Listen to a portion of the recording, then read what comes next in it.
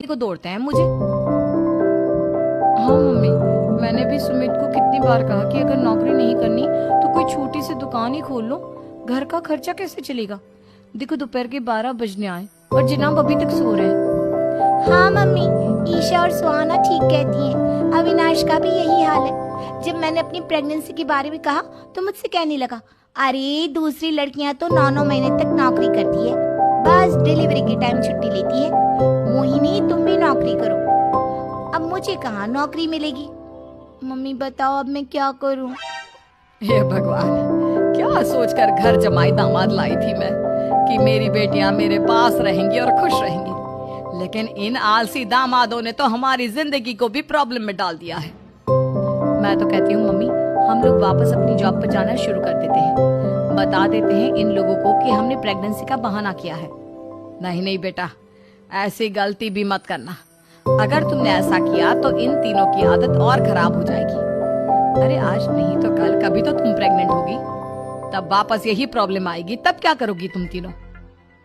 हाँ मम्मी, आपकी बात तो बिल्कुल सही है। इन लोगों को तो सुधारना ही पड़ेगा। लेकिन कैसे? अपने बच्चों के आने की खबर सुनकर भी इन लोगों पर कोई असर नहीं हो रहा। पैसे कमाने के लिए घर से बाहर निकलना ही नहीं चाहते ये तीनों। अब मेरे दिमाग में एक प्लान आया है। तुम तीनों चिंता मत करो, उन तीनों को बुलाओ, फिर मैं बात करती हूँ। थोड़ी देर बाद कावेरी जी अपने तीनों दामादों को सामने बुलाकर अपनी बात कहना शुरू करती है। अविनाश, सुमित और विवेक, देखो बेटा, मैं ना तुम तीनों से बड़ा प्यार करती हूँ, इसीलिए तो तुम्हें घर जमाई बना कर रखा है मैंने। अरे मम्मी जी, सीधे सीधे कहिए ना, क्या बात है। प्यार तो हम भी आपको बहुत करते हैं। अरे मम्मी जी, आपकी इज्जत भी बहुत करते हैं। अरे भाई, आपके जैसी सास और कमाने वाली बीवी सबको मिलती है क्या? हाँ मम्मी, विवेक और सुमित ठीक कह रहे हैं। आपकी बेटी से शादी करके मेरी तो जिंदगी ही अच्छी हो गई है। जानती हूँ मैं, और ये भी जानती हूँ कि तुम तीनों अपने अपनी बीवियों से बहुत प्यार करते हो। बेटा बात ऐसी है कि हमारे कुल गुरु ने कहा है कि प्रेग्नेंट होने के बाद मेरी तीनों बेटियां शुरू के 4 महीने हमारे गांव में जाकर रहेगी, जहां मेरे चाचा जी रहते हैं। अरे लेकिन क्यों मम्मी, गांव में जाकर रहने की क्या जरूरत है इन तीनों को। वो क्या है ना बेटा, हमारे परिवार को एक श्राप है। अगर मेरी बेटियों ने यहाँ पर बच्चा पैदा करने की कोशिश की तो उनके बच्चों को कुछ भी हो सकता है। इसलिए अब से लेकर 4 महीने पूरे होने तक इन्हें गांव वाले घर में रहना पड़ेगा। हाँ तो इसमें प्रॉब्लम क्या है मम्मी जी? हम भी वहाँ जाकर रहेंगे, पिकनिक मनाएंगे। अरे भाई बीवी जहाँ, हम भी वहाँ। हाँ यार, आइडिया तो बहुत अच्छा है। शहर की जिंदगी में रह रहकर परेशान हो चुके हैं, अब कुछ दिन गांव में बिताएंगे। तुम लोग समझने की कोशिश क्यों नहीं करते। तुम में से कोई भी वहां नहीं जा सकता, और मैं यहाँ रहूंगी ना तुम तीनों के साथ। 4 महीने की तो बात है, उसके बाद ये तीनों ही लौट कर आ जाएंगी।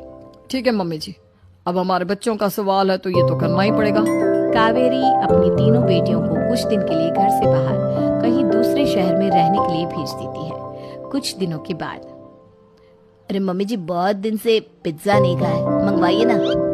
क्या बताऊं बेटा, पहले तो बेटियां खर्चा दे देती थी क्योंकि उनकी नौकरी थी, लेकिन अब तो मेरे पास पैसे ही नहीं बचे। थोड़े बहुत पैसे हैं जो बच्चों की डिलीवरी में काम आएंगे। लेकिन मम्मी जी, आपकी बेटियों को वापस आने में तो अभी बहुत वक्त बाकी है। वही सोच सोच कर परेशान हो रही हूँ। सोच रही हूँ कल से दूध भी बंद करवा देती हूँ। अब दूध वाले को देने के लिए पैसे भी तो नहीं है ना। अरे नहीं नहीं मम्मी जी, अगर दूध भी बंद करवा दोगी तो मुझे चाय कहाँ से मिलेगी, और चाय के बिना मैं तो मर ही जाऊंगा। क्या करूं बेटा, इसके अलावा हमारे पास कोई ऑप्शन नहीं है। मेरे पास पैसे ही नहीं बचे। इस तरह कावेरी जी धीरे धीरे अपने तीनों दामादों को पैसे देना बंद कर देती है और घर में खाने पीने की चीजें लाना भी बंद कर देती है। अब वो तीनों बुरी तरह से परेशान होने लगे थे, और इसलिए एक दिन तीनों प्लान करके घर से बाहर निकलते हैं। और बाजार में जाने के बाद, यार अच्छा खाना खाए हुए कितने दिन हो गए, पता नहीं कब अच्छा खाना मिलेगा। हमारी बीवियों के जाने के बाद तो हमारी हालत भिखारियों जैसी हो गई है यार। कुछ भी हो, मुझे तो आज पिज्जा खाना ही खाना है। जेब में 1 रुपया नहीं और पिज्जा खाएगा, कहाँ से आएंगे पैसे। अरे देख, वहाँ सामने बोर्ड पर क्या लिखा हुआ है, कंप्यूटर पर काम करने के लिए एक आदमी की आवश्यकता है। भाई मैं तो जा रहा हूँ, काम करूंगा और शाम तक पैसे लाकर आराम से पिज्जा खाऊंगा। जा जा, तुझे कोई काम नहीं देने वाला, हम तो घर जा रहे हैं। चल भाई सुमित। सुमित और अविनाश वहां से चले जाते हैं और विवेक उस कंप्यूटर शॉप पर सारा दिन काम करके 5,000 रुपए कमा कर घर लौट कर आता है और अपने खाने के लिए अच्छी अच्छी चीजें भी लेकर आता है। ये देखकर विवेक और सुमित के दिल में भी कुछ पैसे कमाने की इच्छा जागती है। अरे सुबह सुबह कहाँ चल दी है तुम?